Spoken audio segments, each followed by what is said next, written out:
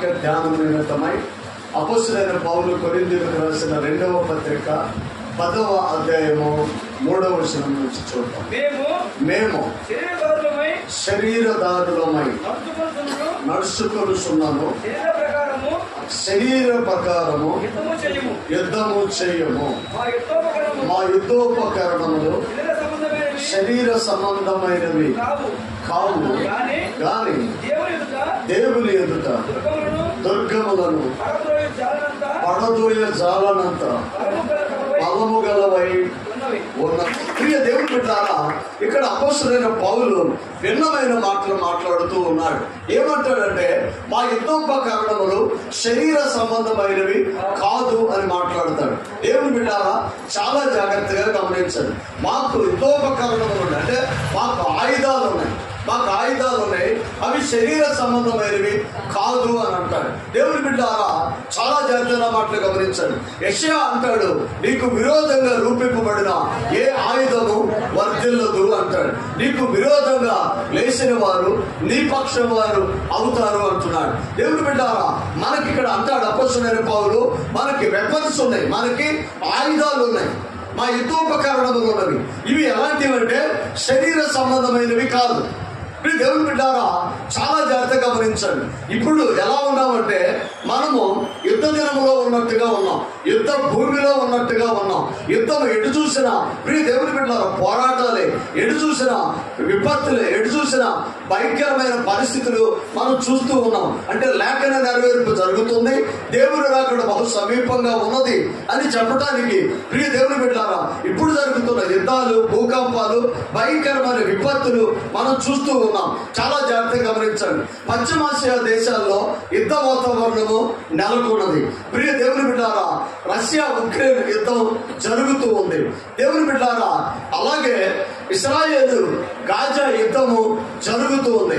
Ukraine యుద్ధానికి సంవత్సరం దాటిపోయింది, ఇశ్రాయేలు యుద్ధానికి 6 నెలలు దాటిపోయింది. ఇప్పుడు మరొక కొత్త యుద్ధము పొంచుకొని ఉంది ఇరాకుతో. ప్రియ దేవుని బిడ్డలారా, ఇరాక్ దేశం ఇశ్రాయేలు మీద యుద్ధానికి సంసిద్ధమవుతుంది. వాళ్ళు కావలసిన వాటన్నిటిని ఏర్పాటు చేసుకుంటూ ఉన్నారు. ఇక్కడ గమనించవలసిన ఒక విషయం ఏంటంటే బెంజమిన్ నెతన్యాహు మాట్లాడతాడు, మేము యుద్ధం చేయాలి, మా దేశంలో మేము బ్రతకాలి అంటే, మా దేశ బిడ్డలు క్షేమంగా ఉండాలి అంటే, మా దేశంలో పౌరులు క్షేమంగా ఉండాలి అంటే మేము యుద్ధము చేయవలసిందే అని అంటే ఆయన ఏమంటాడంటే మేము బ్రతకాలి అంటే యుద్ధం చేయాలి. మేము యుద్ధం మానేసిన రోజు మేమేమైపోతాం? చనిపోతాం. మమ్మల్ని ప్రపంచం బ్రతకనివ్వదు. అందుకనే యుద్ధము మా జీవితంలో భాగమైంది. అక్కడ ప్రతి పౌరుడికి తెలుసు మేము యుద్ధం చేయాలని. అందుకని ప్రతి పౌరుడు కూడా సైనిక దేవుని బిడ్డలారా శిక్షణ వారు తీసుకుంటారు. సైన్యంలో వారు భాగస్థులు అయి ఉంటారు. వృద్ధులని, స్త్రీలని, పురుషులని, వికలాంగులని, ఎవరని తేడా లేదు. ఇశ్రాయేలు పౌరుడైతే వాడు ఖచ్చితంగా యుద్ధమును అభ్యసించాలి, యుద్ధోపకరణంలో ఉపయోగించడం రావాలి. యుద్ధ భూమి ప్రియ దేవుని బిడ్డలారా వెళ్ళవలసి వచ్చినప్పుడు ప్రతి పౌరుడు కూడా ఒక వెంపనగా నిలబడాల్సి వస్తుంది. అంటే అక్కడ ఏమంటారంటే మేము బ్రతకాలి కనుక యుద్ధం చేయాలి. మేము యుద్ధం చేయని రోజు మా దేశము ప్రపంచ మ్యాప్లో ఉండదు అని మాట్లాడతాడు. ప్రియ దేవుని బిడ్డలారా, అలాంటి పరిస్థితుల్లో, అలాంటి రోజుల్లో మనం ఉన్నాం. అంటే ఇప్పుడు ఒకవేళ ఇశ్రాయేలు ప్రజలు అలాగే మాట్లాడినట్లయితే ఆత్మీయ జీవితంలో మనం ఉన్నాం. ప్రియ దేవుని బిడ్డలారా, అపోస్తలుడైన పౌలు అంటాడు కదా, మీ ముందు ఒక పోరాటం ఉన్నది అంటాడు, ఆత్మీయ పోరాటం. ప్రియ దేవుని బిడ్డలారా, ఆత్మీయంగా మన ముందు ఒక పోరాటం ఉంది. అది బిడ్డల గురించిన పోరాటం, కుటుంబాన్ని గురించిన పోరాటం, దేశాన్ని గురించిన పోరాటం, వ్యవస్థల గురించిన పోరాటం. మనం ఎప్పుడు కూడా పోరాడుతూ ఉండాలి. శారీరకమైన పోరాటం అంటే కొన్ని సందర్భాల్లో మన శరీరమే మనకు వ్యతిరేకంగా నిలబడింది, కొన్ని సందర్భాల్లో బంధువులు వ్యతిరేకంగా నిలబడతారు, కొన్ని సందర్భాల్లో ప్రియ దేవుని బిడ్డలారా నా అనుకున్నవాడు మనకి వ్యతిరేకంగా నిలబడతారు. యుద్ధాలు, పోరాటం, భయంకరమైన పరిస్థితులు ఎదురవుతూ ఉంటాయి. అయితే ప్రియ దేవుని బిడ్డలారా మనం ప్రభువుని అంగీకరించావు, యేసు ప్రభు దేవుడిగా అంగీకరించావు, పాపాన్ని విడిచిపెట్టావు, పరిశుద్ధ పరచబడ్డావు, ఆయన రక్తంతో కడగబడ్డావు. ఆయన దేవుని బిడ్డారా, ఆయనతో నడవటానికి నిబంధన చేసుకుని వచ్చిన వారం మనమయ్యాం. ప్రియ దేవుని బిడ్డారా, అయితే మనకి కూడా యుద్ధం ఉందా? ఉంది. అపొస్తలుడైన పౌలు అంటాడు, మా యుద్ధోపకరణములు శరీర సంబంధమైనవి కాదు అని మాట్లాడతాడు. ప్రియ దేవుని బిడ్డారా, శరీర సంబంధమైన యుద్ధములు, గుర్రములు, రథములు, బాంబులు, గన్స్, లేక వెపన్స్ పైకి సంబంధంగా అవి పైకి కనబడే, కానీ ఆత్మ సంబంధమైన వెపన్స్ అవి శరీర సంబంధమైనవి కాదు. అంటే అవి బయటికి కనబడవు, ఎక్కడ శత్రువు ఉన్నా వాళ్ళ యొక్క శత్రు శేషాన్ని తీసివేయాలి, శత్రువు అనే దాన్ని లేకుండా చేయాలి. ప్రియ దేవుని బిడ్డారా, మనం గెలవాలి అంటే శత్రువు లేకుండా ఉండాలి. శత్రువుని ఎప్పుడైతే మనం గెలుస్తామో, శత్రువు లేదు ఎప్పుడని మాటను మనం వింటామో, మనము మనశ్శాంతిగా ఉండగలం. ఒకరోజు ఒక పాస్టర్ గారితో నేను మాట్లాడుతాను ఏమన్నాడంటే, గుజవాబు గారు నేను ఒక మాట చెప్తాను, మీరు వినండి అన్నాడు. ఏంటన్నాను, మీ ఇంట్లోకి ఒక సర్పం వచ్చిందండి, మీరు లోపలికి అది వెళ్ళటం చూశారు, మీరు పడుకోగలరా అని మాట్లాడతారు. దేవుని బిడ్డారా, ఎలా ఉండగలం? ఎలా మనశ్శాంతిగా ఉండలేము. అయితే ఆయన అంటాడు, రెండు జరగాలి, దాన్ని కొట్టి చంపి బయటన్నా పడేయాలి, లేకపోతే అది బయటికి వెళ్ళినన్నా వెళ్ళిపోవాలి. ఈ రెండింటిలో ఏదో ఒకటి జరగకుండా నువ్వు ఇంట్లో నెమ్మదిగా ఉండలేవు. ప్రియ దేవుని బిడ్డారా, ఈ లోకములో మనం ఉన్నాం. ఈ లోకములో అపవాది గర్జించు సింహము వలె ఎవరిని మింగుదమా అని వాడు ఎదురు చూస్తూ ఉన్నాడు. ప్రియ దేవుని బిడ్డారా, బాహ్య సంబంధంగా మనకు ఆయుధాలు అవసరం లేదు, కానీ ప్రభుత్వం నడిచినప్పుడు, ప్రభుత్వం నీవు ఉన్నప్పుడు, ప్రభువుని అడ్డు పెట్టుకొని ఉన్నప్పుడు, ప్రభుత్వం పక్షమున నీ ఉన్నప్పుడు ఆయన నీ పక్షాన నిలబడతాడు. నీకు ఒక ఆయుధమై ఉంటాడు, నీకు విజయమై ఉంటాడు. నీ జీవితంలో ఎక్కడ ఓడిపోతున్నావో అక్కడ యేసయ్య నిలబడతాడు. ఓటమి కోసం దేవుడు మనం ఈ లోకంలో తీసుకురాలా. మనం గెలవటానికి వచ్చాం. తాత్కాలికంగా శత్రువు గెలిచినట్లుగా ఉండొచ్చు, కానీ ఆమె హల్లెలూయా గత నెలలో చేసిన ప్రార్థన వ్యర్థంగా పోదు. అది ఒకరోజు నిన్ను కలుసుకోబోతుంది. ఇప్పుడు ఏది నష్టమో, ఇది ఎప్పుడు ఏది లోటో, ఇప్పుడు ఏది నీవు పొందుకోలేకపోతున్నావో ఒకరోజు నీవు ఖచ్చితంగా పొందుకుంటావు. ఒక విజయపు వార్త నీ బిడ్డల నుంచి వినాలి, ఒక విజయపు వార్త నీ వ్యాపారం గురించి వినాలి, ఒక విజయపు వార్త నీ కుటుంబం నుంచి వినాలి, ఒక విజయపు వార్త నీ సంఘం నుంచి వినాలి. ఎప్పుడైతే నీవు ప్రభు మీద ఆధారపడతావో, ప్రభువా మా జీవితంలో మేము చేసిన ప్రార్థన వ్యర్థంగా పోలేదని చెప్పారు. ఏసైతో ఉన్నందుకు, ఏసైతో నడిచినందుకు, బైబిల్ పట్టుకుని వీధుల్లోకి వెళ్ళినందుకు, దేవుని సువార్తను, సత్య సువార్తను ప్రకటించినందుకు నా యేసయ్య నాకు ఏమీ తక్కువ చేయలేదు అంటాడు భక్తుడు. మనం అదే నేర్చుకోవాలి.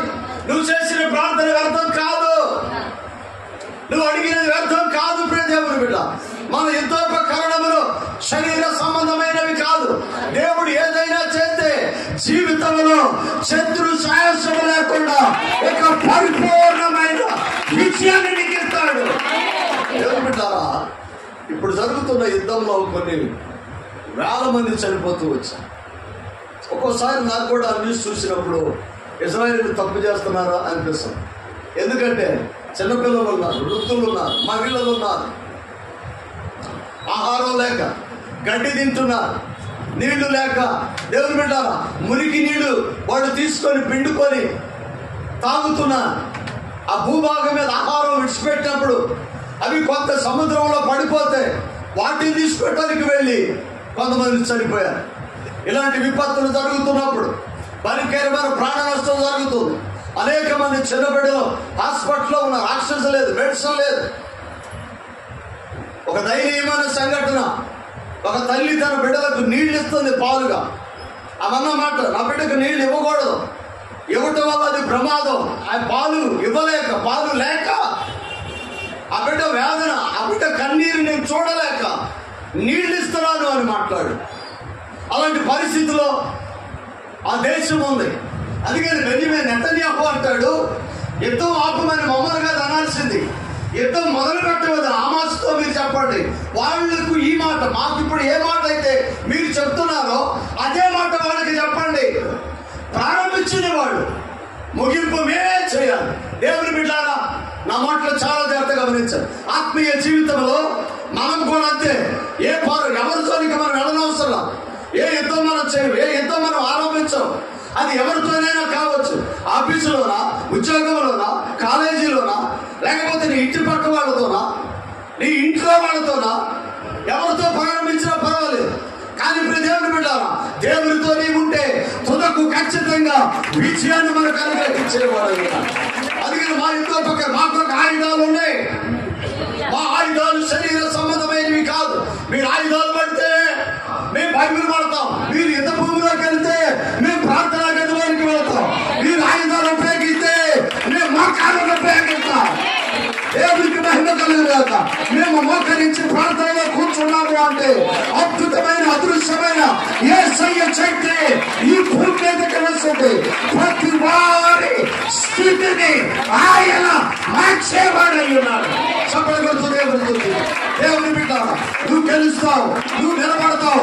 ఈ జీవితంలో ఏది ఓటమో, ఏది ఓడిపోయావనుకుంటున్నావో దాంట్లో గొప్ప విజయాన్ని నీకు ఇచ్చేవాడై ఉన్నాడు. దేవుని బిడ్డారా, ఈ ఉదయకాలం ప్రభు సన్నిధి మనతో కూడా ఉన్నది. కులమని, మతమని, సాంప్రదాయమని, వర్గమని, రంగని భేదములు సృష్టించి మానవాళిని ముక్కలు చేస్తూ నెమ్మది లేకుండా చేస్తున్నా ఈ యొక్క ప్రియ దేవుని బిడ్డలారా, లోకంలో మనం ఉన్నాం. ప్రియ దేవుని, ఈ రోజున మనం అదే ఒక దేవుని బిడ్డలుగా పరిశుద్ధాత్మ అభిషేకంతో నింపబడిన మనము ఒక ఆశ కలిగి ఉండాలి. నా దేశాన్ని యేసయ్య విడిపించగలిగిన వాడు. విశ్వాసంతో నిలబడాలి. ఈ రోజున కనుక ఇప్పుడు ఈ 2024 సంవత్సరంలో ఒక ప్రతి క్రైస్తవుడు కూడా ఆత్మీయమైన నిర్ణయాలు కరెక్ట్ గా లేకపోతే బైబిల్ అనేది నీ చేతిలో ఉండదు. ఆరాధన అనేది మనకు ఉండకపోవచ్చు, మన బిడ్డలకు స్వేచ్ఛ స్వాతంత్రాలు ఉండకపోవచ్చు. దేవుని బిడ్డలారా, నా మాటలు చాలా జాగ్రత్తగా గమనించారు. భయంకరమైన ప్రమాదాల్లో సార్వత్రిక సంఘం ఉంది. భయంకరమైన ప్రమాదంలో భారతదేశం ఉన్నది. భయంకరమైన ప్రమాదంలో ప్రపంచ దేశాలు ఉన్నవి. ఈ రోజున దేవుని బిడ్డలారా, మనము మన ఆత్మీయమైన ఆయుధాలు బయటికి తీయాలి. మనం మోకరించి ప్రార్థన చేసినప్పుడు ప్రభుత్వాలను దేవుడు స్థిరపరుస్తాడు. మనం మోకరించి ప్రార్థన చేసినప్పుడు రాజులను మార్చివేస్తాడు. మనం ప్రార్థన చేసినప్పుడు అద్భుతం వేసేది. యూద జాతి భూమి మీద లేకుండా చేయాలని రాజు దగ్గర అధికారాన్ని తీసుకొని వాళ్ళను అంతమొందించడానికి ఒక శాసనం రూపొందింపబడింది. ఈ వార్త రాజకోటలో ఉన్న ఎస్తేరుకు వెళ్ళింది. ఎస్తేరు రాణి, అధికారం ఉన్నది. తను ఏదనుకుంటే అది జరిగింది. ఒక జాతికి ప్రమాదం వస్తుందని తనకు తెలిసినప్పుడు ఆమె చేసింది శరీర సంబంధమైన వెపన్స్ వాడటానికి ఆమె ఇష్టపడలేదు. తను చేసింది ఏంటంటే, అప్పుడు ఎస్తేరు మొర్దెకైతో మరలా ఇట్లనెను, నీవు పోయి షూషానునందు కనబడిన యూదులందరినీ సమాజ మందిరమునకు సమకూర్చి నా నిమిత్తము ఉపవాసముండు 3 దినములు అన్నపానములు చేయకుడి, నేను నా పనికత్తెలు కూడా ఉపవాసముందుము. ఏమండి, రాబోతుంది యుద్ధం, ప్రాణ నష్టం జరగబోతుంది. దానికోసం బాహ్యంగా ఒక యుద్ధానికి సిద్ధపడాలి. కానీ ఇక్కడ అంటాడు, ఈ వంద మాట్లాడంటే రాజకోటలోనికి వెళ్ళి నా చలికత్తెలను తీసుకొని నేను ప్రార్థనలో కూర్చుంటాను. యూదులందరినీ సమాజ మందిరమునకు తోడుకొని వెళ్ళి ప్రార్థనలో కూర్చో. యుద్ధానికి ప్రార్థనకి సంబంధం ఏంటండి?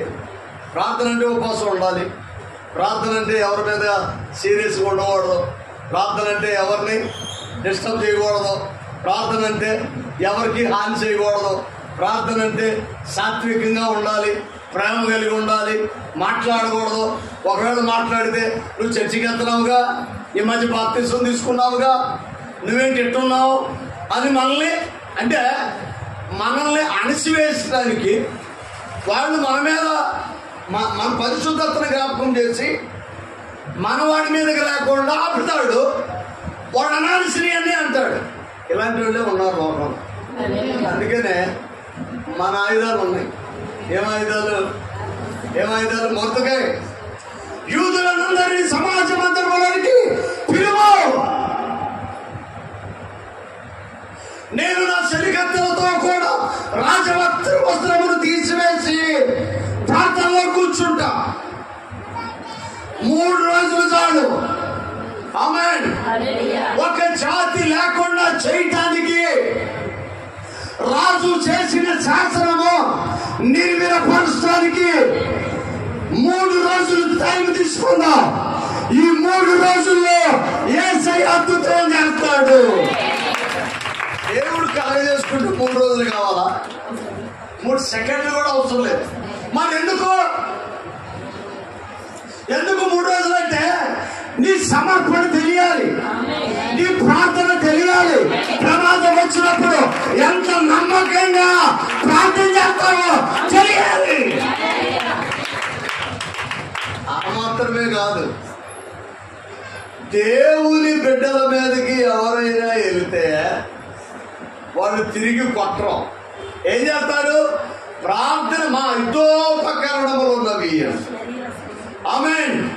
శరీర సంబంధం అంటే బాహ్యంగా ఎవరిని గాయపరచం. మా పోరాటం ప్రార్థనా గదిలోనే ప్రభు సన్నిధి వైపు చేతులెత్తి ప్రార్థన చేయటం మొదలు పెడితే స్కాట్లాండ్ దేశానికి మిషనరీగా వెళ్ళాడంట జాన్ నాక్స్. ఆ దేశానికి మిషనరీగా జాన్ నాక్స్ వెళ్ళాడు. జాన్ నాక్స్ వెళ్ళి ఆ దేశాన్ని కలియదిరుగుతూ సువార్త ప్రకటన చేస్తూ ఉన్నాడు. ప్రభువా, ఈ దేశాన్ని కాపాడు, ఈ దేశాన్ని రక్షించు, ఈ దేశంలో ఉన్న వ్యతిరేకతను తీసివేయి. ఆయన ప్రార్థన ఏంటంటే, ప్రభువా ఈ స్కాట్లాండ్ దేశాన్ని నాకు ఇవ్వు, లేకపోతే నన్ను తీసుకోమని ప్రార్థన చేస్తున్నాను. ఏం ప్రార్థన అండి? ఆ ప్రార్థనలో సమర్పణ ఏంటంటే, ప్రభువా ఈ దేశాన్ని నాకు ఇవ్వు. ఒకరోజు ఇంటర్వ్యూ చేస్తూ క్యూన్ మేరీని అడిగారంట, ఈ దేశంలో నీకు ఏదంటే భయం అంటే? ఆమె అంటుందంట, ఈ దేశంలో జాన్ నాక్స్ మోకాళ్ళకు నేను భయపడతాను అన్న. క్రైస్తవుడు మోకాళ్ళ మీద నిలబడితే, క్రైస్తవుడు 2 చేతులు ఎత్తి ఆకాశం వైపు చెప్పి ప్రార్థన చేస్తే ప్రభుత్వాలు మారుతాయి, అధికారులు మారుతారు, రాజులు మారుతారు, పరిస్థితులు మారుతాయి. దుస్థితి మారితే ఏది వ్యతిరేకంగా నిలబడిందో దాన్ని యేసయ్య లయపరిచి తీసివేస్తాడు. అద్భుతం దేవుడు చేయబోతున్నాడు. ఈ భారతదేశ చరిత్రలో ఈ 2024వ సంవత్సరం సార్వత్రిక సంఘము ప్రబలమవుతుంది. సంఘ సరిహద్దులు విశాలపరచబోతున్నాయి. లక్షల మంది దేవుని రాజ్యానికి సిద్ధపడుతూ ఉన్నారు. దేవుని బిడ్డలు నడుము కట్టుకొని ఉండాలి. దేవుని బిడ్డలు ఆత్మీయంగా ఉండాలి. దేవుని బిడ్డలు దేవుని పక్షాన నిలబడాలి. దేవుని బిడ్డలు ఇది దేవుని రాకడ బహు సమీపంగా ఉంది. ఆయన త్వరలో రాబోతున్నాడు. దేవుని బిడ్డలారా, లోకంలో ఉన్న మార్పులు మనకు కనబడుతున్నాయి. యుక్రెయిన్ రష్యా యుద్ధం, పశ్చిమాసియాలో యుద్ధ వాతావరణం, నిన్నటి నుంచి భయంకరమైన యుద్ధ వాతావరణం నెలకొంది. ఈ పరిస్థితులు ప్రియ దేవుని బిడ్డ ఉంటున్న సమయంలో మనం గుర్తుపెట్టుకోవాల్సింది ఏంటంటే, దేవుని రాకడ బహు సమీపంగా ఉన్నది. ఆయన త్వరలో రాబోతున్నాడు. ఆయన లేఖనము నెరవేర్పు జరగబోతుంది. విశ్వాసంతో నిలబడబోతే దేవుని మేలు మనం చూడలేము. దేవుని మేలు మనం చూడలేము. ఇశ్రాయేలు దేశంలో యెరూషలేము 3వ దేవాలయం కట్టడానికి ఏర్పాట్లు జరుగుతున్నాయి. మొదటి మందిరం సొలొమోను కట్టింది, 2వ మందిరం జెరుబ్బాబెలు కాలంలో కట్టింది, 3వ మందిరం ప్రియ దేవుని బిడ్డలారా మరలా కట్టాలి. ధనవంతుడేమో శరీరాన్ని కాపాడుకున్నాడు, లాజరేమో ఆత్మను కాపాడు దేవుని బిడ్డలారా, ధనవంతుడు శరీరాన్ని భద్రపరుచుకున్నాడు, లాజరు ఆత్మను భద్రపరుచుకున్నాడు. ఒకసారి చూడండి యోబు గ్రంథము 10:12. జీవమును అనుగ్రహించి నా ఎడల కృప చూపితివి, నీ సంరక్షణ చేత నా ఆత్మను కాపాడితివి. సపోర్ట్ కొడుతుంది దేవుని బిడ్డలారా. ఈ లోకంలో యోబుకు ఉన్నవన్నీ పోయినాయి, అంటే శరీర సంబంధమైనవి అన్నీ పోయినాయి. బిడ్డలు పోయారు, ఆస్తులు పోయినాయి, మందలు పోయినాయి, పొలాలు పోయినాయి, పంటలు పోయినాయి, ఆరోగ్యం పోయింది. దాని ఒక్కడే నిలబడ్డారు. అయినట్టున్న మాటగా మరొకసారి చూడండి, జీవమును అనుగ్రహించి నా ఎడల కృప చూపితివి, నీ సంరక్షణ చేత నా ఆత్మను కాపాడితివి. యోబుకు తెలుసు ఇవన్నీ తాత్కాలికమైనది, ఆత్మ ఒక్కటే శాశ్వతమైనది. కీర్తన గ్రంథం 16:10 చూడు. ఎందుకనగా నీవు నా ఆత్మను పాతాళములో విడిచిపెట్టవు, నీ పరిశుద్ధుడను కుళ్ళు పట్టణీయులు. సపోర్ట్ కొడుతుంది. జీవమును అనుగ్రహించిన నా ఎడల కృప చూపితివి, నీ సంరక్షణ చేత నా ఆత్మను కాపాడితివి. ఎందుకనగా అంటాడు ఇక్కడ దాని. ఎందుకనగా నీవు నా ఆత్మను పాతాళములో విడిచిపెట్టవు. ఏమండి, నువ్వు అడిగినవన్నీ ఇచ్చేసి దేవుడు నీ ఆత్మను విడిచిపెడితే అది నీకు సంతోషమా? ఆ తర్వాత నీ ఆత్మ ఏంటి? ఆమేన్, హల్లెలూయా. ఇవి కాదు దేవుని బిడ్డలారా. అందుకని అంటాడు కదా, శరీరం బలహీనంగా ఉంది కానీ ఆత్మ బలంగా ఉంది అంటాడు. ఈరోజు క్రైస్తవులు కావాల్సింది శారీరక పుష్టి కాదు, ఆత్మీయ బలం కావాలి. ఆత్మీయంగా నీవు బలంగా ఉంటే ఈ లోకంలో ఉన్నా, ఆరోగ్యం ఉన్నా, ఆరోగ్యం లేకపోయినా, డబ్బు లేకపోయినా, సంబంధం బంధువులు లేకపోయినా, ఉద్యోగం లేకపోయినా, వ్యాపారం లేకపోయినా, ఆత్మీయంగా దేవుడు నీతో ఉన్నాడు. మహాత్మకు కుళ్ళు పడుతుందండి, శరీరానికి కుళ్ళు పడుతుంది. తెలుసా? 3వ రోజు శరీరానికి కుళ్ళు పడుతుంది. యేసు ప్రభు దేహానికి సుగంధ ద్రవ్యాలు పూయటానికి 3వ రోజు వాళ్ళు వెళ్ళారు. లాజరును 3వ రోజు లేపాడు. ఆ రోజు దాటితే శరీరం కుళ్ళు పట్టిపోయింది. అది సైంటిఫికల్ రీజన్. అది దేవుని బిడ్డలారా. కానీ ఆత్మకు కుళ్ళు పట్టదు. చరిత్ర ఎక్కడైనా చూసుకో, శరీరం కుళ్ళు పట్టిందని, శరీరం కాలిపోయిందని, శరీరానికి పురుగులు పట్టి మనం వింటూ ఉంటాం. అరే బాడీని తీసారా, బాడీని బయట పెట్టారా, అప్పుడు దాకా అంకులు ఆంటీ లేకపోతే అన్నయ్య తమ్ముడు అని పిలుస్తామా? చనిపోయినప్పుడే బాడీని బయట పెట్టావా? బాడీ లేకుండా, బాడీని పడుకోబెట్టండా, బాడీని తిప్పండా, బాడీని ఏమైంది విలువ ఉండదు. ఇంకొక పూట లేట్ అయితే వాసన వచ్చేస్తుంది, తీసేయి అంటే శరీరానికి గుళ్ళు పట్టింది. అందుకనే బైబిల్ ఎప్పుడు కూడా శరీరానికి ప్రయారిటీ ఇవ్వదు, శరీరం గురించి మాట్లాడదు. శరీరానికి ఏది కావాలో అది దేవుడు ఇస్తాడు. మనం కాపాడుకోవాల్సిందండి ఆత్మను కాపాడుకో, ఆత్మను సంరక్షించాలి, ఆత్మను పోషించాలి, ఆత్మీయంగా బలంగా ఉండాలి, ఆత్మశుద్ధంగా ఉండాలి. నా ఆత్మను సంరక్షించవు అంటాడు. నా ఆత్మను నీవు పాతాళములో విడిచిపెట్టవు అంటాడు దావీదు. శరీరానికి మరణం ఉన్నది కానీ ఆత్మకు మరణం లేదు. ఆత్మకు మరణం లేదు. మనం ఈ లోకం శరీరంగా చంపేసే వాళ్ళ గురించి భయపడపోయినా పర్వాలేదు, కానీ ఆత్మీయంగా బలహీనపరిచే వాళ్ళకి మాత్రం భయపడాలి. శరీర మరణము కన్నా ఆత్మీయ మరణము భయంకరమైనది. అందుకనే శారీరకంగా హత్య చేసిన హంతకుడు కన్నా ఆత్మీయంగా నేను జగదాత్తాడు చూడు. మందిరానికి వెళ్ళకపోయినా పర్లా, ప్రార్థన చేయకపోయినా పర్లా, నమ్మకంగా ఉండకపోయినా పర్లా, పరిశుద్ధంగా ఉండకపోయినా పర్లా, టయానికి వెళ్ళకపోయినా పర్లా, వారం వెళ్ళకపోయినా పర్లా, దేవునితో ఉండకపోయినా పర్లా అని అంటారు చూడు. అతడు నరహంతకుడు కన్నా భయంకరమైన వ్యక్తిని మనం గుర్తుపెట్టుకోవాలి. మనకు కావాల్సిందేనంటే ఈ లోకము కాదు, ఈ ఆత్మను కాపాడుకో. నువ్వు పరలోకానికి సామెతల గ్రంథం 23:14 ఒకసారి చూడు. నీ బాలులను శిక్షించుట మానుకును, రక్తముతో వారిని కొట్టిన ఎడల బెత్తముతో వాడిని కొట్టిన ఎడల పాతాళమునకు పోకుండా వాని ఆత్మను తప్పిస్తారు. బైబిల్లో యేసుప్రభు సువార్తలు గాని పత్రికలు గాని రాస్తున్న సమయంలో పరిశుద్ధాత్మ దేవుడు రాయించిన ప్రియమైన నా పిల్లలారా అంటే మనం ఎవరివి? ఆమె హల్లెలూయా. బాలులను శిక్షించుట మానుకోవద్దు. మనం ఎవరివి? చిన్న పిల్లలు. బాలులను శిక్షించుట మానద్దు.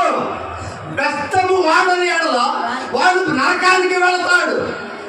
నీ బిడ్డలను నువ్వు ఎలా దండిస్తావో వాక్యం గదింపు ఉండాలి, వాక్యానికి లోపడాలి. వాక్యానికి ఎప్పుడైతే నీవు లోపడతావో నీవు, నీ కుటుంబం, నీ బిడ్డలు వర్తులుతారు, బ్రతుకుతారు, ఆశీర్వాదకరంగా. బాలులను శిక్షించుట మానవద్దు. గద్దింపు కావాలో వద్దా? గద్దింపు కావాలో వద్దండి? గద్దింపు కావాలి, దెబ్బ కావాలి, గద్దింపు కావాలి. అసలు మనం గద్దించేవాళ్ళు ఎవరు? వాక్యం మనల్ని గద్దించినప్పుడు, వాక్యం మనల్ని సరిచేస్తున్నప్పుడు, వాక్యం మనల్ని నియంత్రిస్తున్నప్పుడు, వాక్యం మనల్ని కడుతున్నప్పుడు వాక్యానికి లోబడి చూడు, అద్భుతమైన ఆశీర్వాదాలు దేవుడు. రోమపత్రిక 8:26 అటువలే ఆత్మయు మన బలహీనతలు చూసి సహాయం. చాలా జాగ్రత్తగా గమనించారు. ఏమంటాడంటే అపోస్తలుడైన పౌలు రోమీయులకు రాసిన పత్రికలు అంటాడు, మన ఆత్మ మనకు సహాయం చేస్తుందంట. నువ్వు అనుకోవచ్చు నాకు ఎవరు సహాయం చేస్తారు అని అనుకోవచ్చు. పరిశుద్ధాత్మ దేవుడు నీకు సహాయం చేస్తున్నాడు. ఎలా సహాయం చేస్తున్నాడంటే మనం ప్రార్థన చేయడం వచ్చా అండి? ఆమెన్ వచ్చా? ఏసాలే మనం ప్రార్థన చేస్తామా? చెయ్యలేము. ఆమె ఎస్తేరులో మనం ప్రార్థన చేస్తామా? మరి ఎస్తేరుకి 3 రోజులు విజయం చూస్తే మనం ఎదురు చూడలేకపోతున్నాం. ఆమె హల్లెలూయా. యెహోషువలకు ప్రార్థన చేస్తున్నాం మనం. యెహోషువ ప్రార్థన చేసి సూర్యచంద్రులు అయిపోయారు. మోషే ప్రార్థన చేస్తే ఎర్ర సముద్రం దారించింది. అంటే నువ్వేం ప్రార్థన చేస్తున్నావో నీకు తెలియదు, నువ్వు ఎలా ప్రార్థన చేస్తున్నావో నీకు తెలియదు. చాలా మందికి ఒక పెద్ద డౌట్ ఏంటంటే అసలు ఎలాగైనా ప్రార్థన చేసేదనే డౌట్ వస్తుంది. నీకు సహాయం చేయటానికి పరిశుద్ధాత్మ దేవుడు నీకు ఆత్మ తానే ఏం చేస్తుంది? ఆత్మ తానే మన పక్షమున విజ్ఞాపన చేస్తున్నాడు. ఎలాగంటే ఉచ్చరింప శక్యము కానీ మూలుకలతో మన పక్షాన విజ్ఞాపన చేస్తున్నాడు. మనం యుక్తంగా ఎలాగ ప్రార్థన చేయాలో మనకు తెలియదు. తెలుసా? తెలియదు. మన ప్రార్థన చేసే వాళ్ళకి ఇస్తున్నాడు లేదో తెలియదు. అందుకని అప్పుడప్పుడు పాస్టర్ గారికి ఫోన్ చేస్తాం. అయ్యగారు జోసఫ్ గారు, మరి అయ్యగారు నా హిందీ ప్రార్థనకి అర్థమవుతుందో లేదో తెలుగులో ప్రార్థన చేయాలని అంటున్నాడు ఆయన.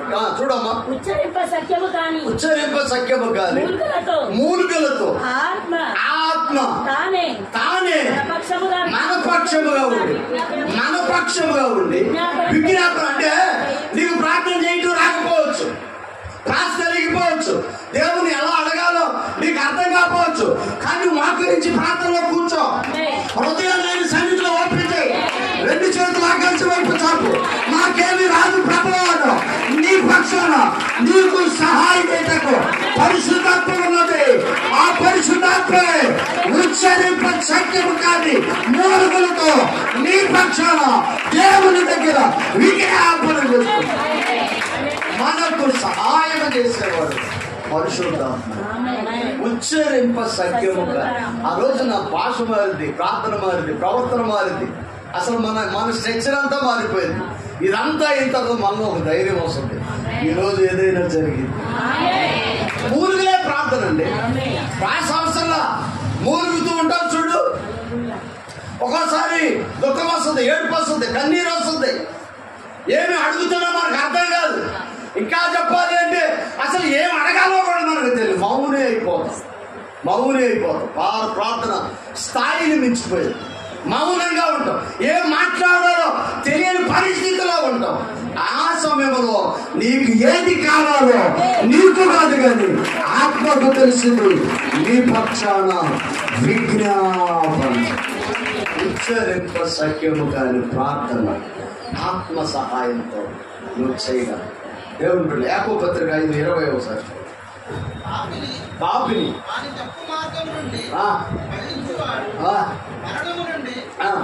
ఆత్మను రక్షించి అనేక పాపములను తప్పివేయునని మీరు సువార్త ప్రకటన చేస్తున్నారు, మీరు పరిచర్యకి వెళ్తున్నారు, మీరు ఏం పని చేస్తున్నారంటే మీకు అది ఒక పాపిని నరకం నుంచి తప్పిస్తున్నారు. అంటే దేవుని మాత్రం చెప్పి దేవుడు బైబిల్ పరిశుద్ధమైన దేశం గొప్ప దేవుడు నీతిమంతుడు అని ఒక పాపిని ఆ పాపాన్ని తప్పించి నీతి మార్గంలోకి నడిపిద్దాం. సువార్త పరిచర్య చేసే వాళ్ళు వాళ్ళే. ఏమంటాడు అక్కడ? తప్పు మార్గము నుండి మళ్ళించువాడు మరణము నుండి ఒక ఆత్మను రక్షించు. అంటే ఆమేన్, హల్లెలూయా. మరణము నుండి అంటే శరీరానికి మరణం అండి, ఆత్మకు కాదు, ఆత్మకు కాదు. కానీ ఇక్కడ అంటాడు ఒక పాపిని పాపము నుండి తప్పించులేడా ఆత్మను మరణం నుంచి కాపాడుతాడు. ఆత్మకు మరణం ఉంది ఎక్కడ? రెండో మరణం నరకంలోనికి వెళ్ళింది. దేవుని బిడ్డలారా, మొదటి మరణం శరీర సంబంధమైన మరణం, రెండో మరణం ఆత్మ మరణం. ఆ ఆత్మ మరణం అంటే నరకంలోకి వెళ్తాం. ఆత్మ ఒక మనిషిని పాపం చేయకుండా యేసయ్య తట్టు తిరిగితే అతడిని ఆత్మ మరణం నుంచి తప్పించిన వాడిగానే ఉంటాం. అందుకే మనం సువార్త చెప్పాలి, అందుకే యేసయ్య గురించి ప్రకటన చేయాలి, అందుకే నశించిన వారిని దేవుని దగ్గరికి రప్పించాలి. మన ఆరాధనకి రీజన్ ఉంది, మన ఆరాధనకి పునాది ఉంది, మన ఆరాధనకి జీవం ఉన్నది. ఎవరు నీకు సువార్త చెప్పి ఈ మార్గంలోకి నడిపించారో వాళ్ళు శరీర సంబంధమైన మరణమునే కాదు, నరకంలోకి వెళ్ళకుండా ఆత్మ సంబంధమైన మరణాన్ని కూడా వారు తప్పించారు.